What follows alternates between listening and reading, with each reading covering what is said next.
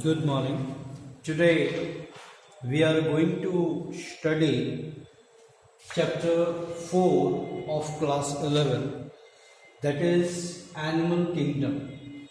Here we have to know first of all that how and on what basis the animal kingdom can be classified. In standard 9 we have also studied this type of classification in the chapter diversity in the living organism. So this is the carry forward of that chapter in class 11. What are the different bases of classification of animals? You can see here there are about 20 grounds on which the animals can be classified. The first is level of organization. For better understanding of any group, any phylum, any class, any order, any group of the hierarchy, we must know all these 20 points and their options. Like level of organization, as we have studied, level of organization in different organisms of this world is different. Someone is cellular level of organization, some tissue level organization, someone is organ level organization, and someone is organ system level of organization. We must have to know what are these level of organization. First of all, cellular level of organization. When animal body have many cells or one cell, but division of labor is minor, it is called cellular level of organization. When cells of animal body show major division of labor, when cells of animal body show major division of labor, or we can understand as the cells are grouped together to perform the specific functions in the body, then they are called tissue level of organization. Now the next, if the tissues specify or grouped as organs, then the complete organism has organ level of organization.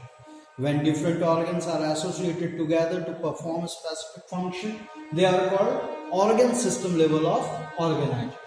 So on the ground of level of organization, there would be 4 types. Now second, the body plan. Body plan may be of 3 types as written there. Cell aggregate plan, second blind sac plan, third tube within tube plan. On this ground also we can classify what is cell aggregate plan. When the body consists of a cluster of cells only, it is called cell aggregate plan.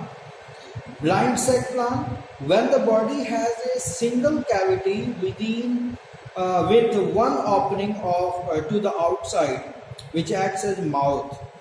In the blind sac plan, the body has single cavity. That means one cavity for mouth as well as for anus. It is blind sac plan. Then tube within a tube plan, when the body has 2 tubes, one formed by body wall and second formed within it by digestive tract. Here the body has 2 openings, one for mouth and another for anus. So on the basis of body plan, the organism can be classified under 3 groups: cell aggregate plan, having blind sac plan, or having tube within tube plan. For the example, for your kind information also, cell aggregate plan are found in sponges, blind sac plan are found in Cnidaria, Coelenterata, or flatworms. Tube within tube plan are found within the vertebrates. Now third ground is, or third basis of classification is protostomes or deuterostomes. We must have to know both of these terms. For a good students always like to learn these definitions as well as their options. Okay, so protostome, what is? When mouth of digestive tract develops first in embryo. When mouth of the digestive tract develops first in embryo and anus is formed later, it is called protostomes. or deuterostomes, when anus of the digestive tract develop first and then mouth is developed. For your kind information, protostomes are flatworms, roundworms, annelida, mollusca and arthropoda. Whereas deuterostomes are echinodermata, hemichordata and chordata, etc. The fourth ground of classification is symmetry.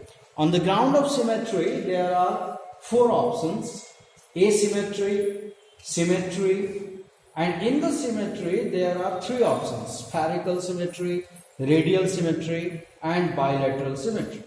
One by one, try to learn what is asymmetry. When the body is divisible into equal halves, asymmetry when body cannot be divided into equal halves by any plane. This is asymmetry.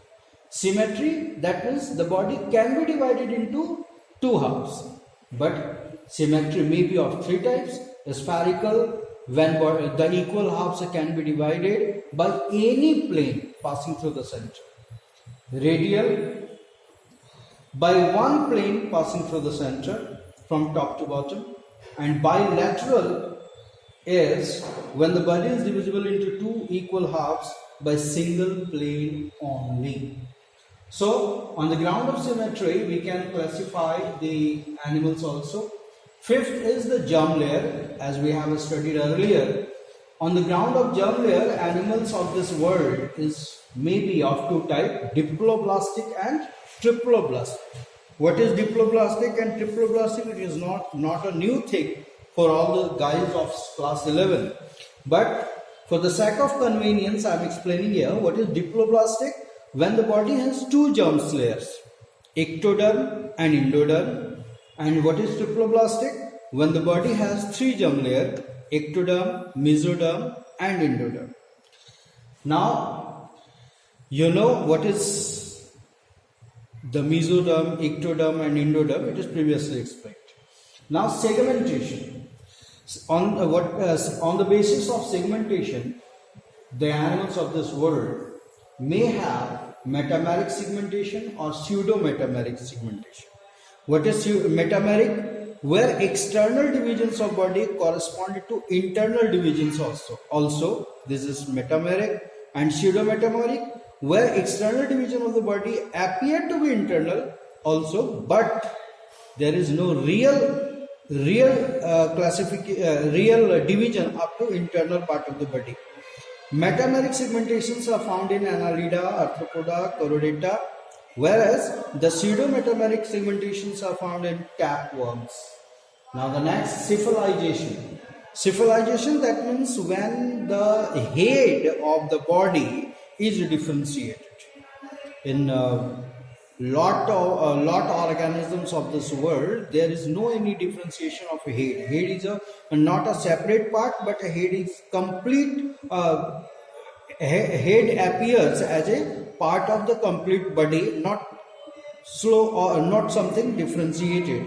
So cephalization, you can say when the head can be distinguished and having sense organ, nervous tissue, brain, mouth, etc. What is appendages? Appendages are short outgrowth of the body.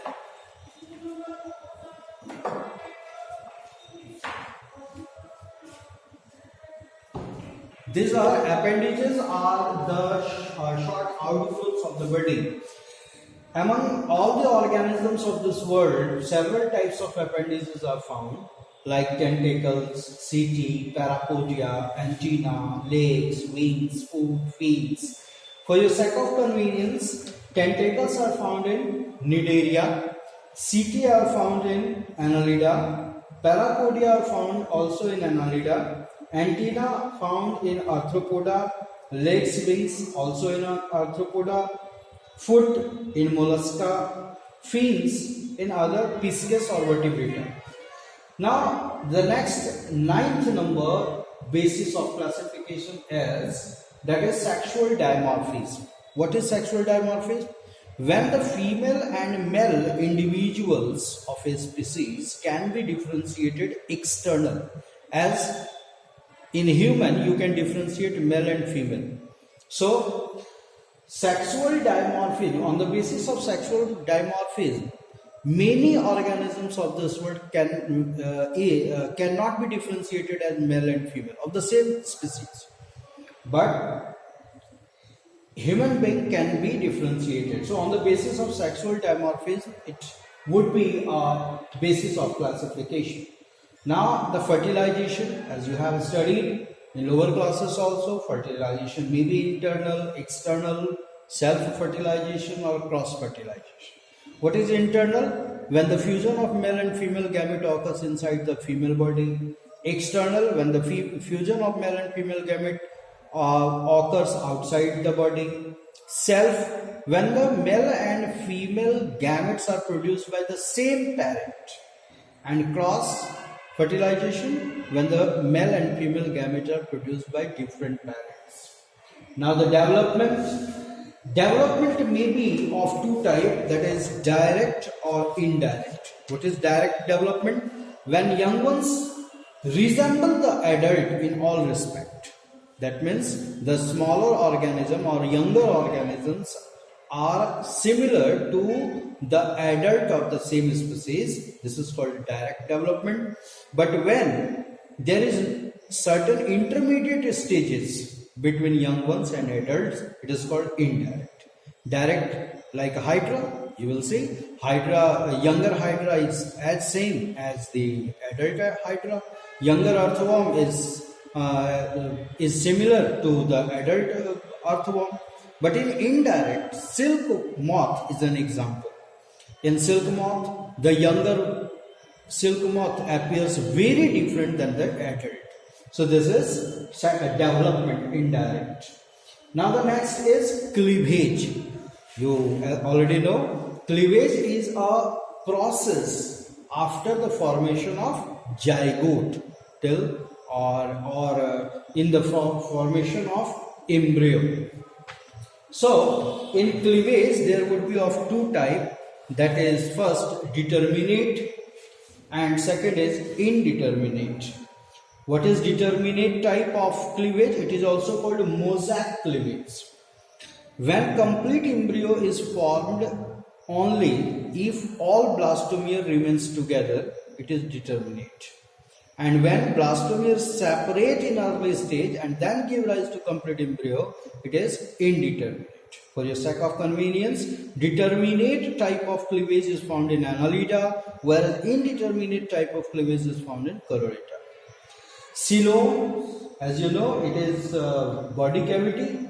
On the background of coelom, there would be three different types: acoelomatic, pseudocoelomatic, and coelomatic.